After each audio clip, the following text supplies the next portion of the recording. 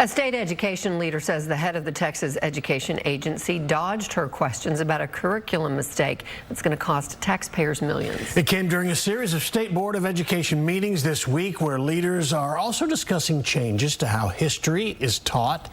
Fox 4's David Sentendrey has the story.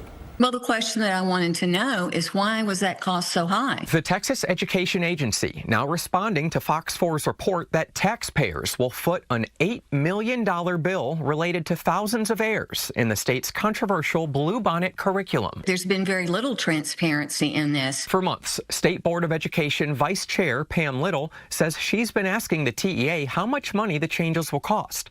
The state legislature approved the curriculum in 2023. It drew criticism because it incorporates Bible stories. It's not required learning, but it's incentivized. Districts get $60 per student. Roughly a quarter of Texas school districts are using at least portions of it, including Fort Worth ISD. It was published last year, but 4,200 errors were found in the materials.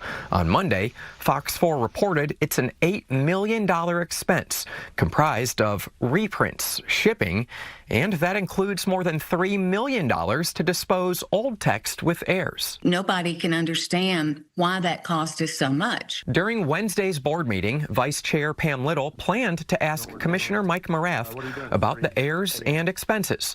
But after a separate presentation, Morath left without taking questions. And I just feel like that's a fair question that the public needs to know the answer to.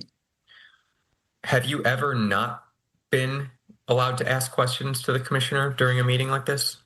No, this was very unusual. In a statement to Fox 4, the TEA says the errors are unacceptable, and the vendor responsible for the errors has been fired. TEA's contracting processes have also been changed so that if errors occur on future projects, any associated costs must be paid by the vendor. You know, they should have looked at the final product closer. Circling back to religion, the State Board of Education is redefining a lengthy list of social studies topics this week, incorporating some Bible stories as required reading.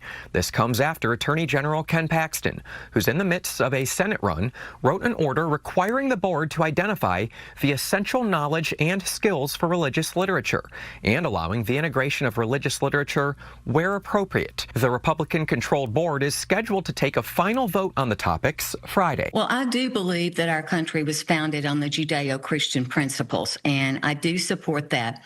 However, I feel like we're going a little too far, providing more information that is necessary. Reporting, David Sentendrey, Fox 4 News.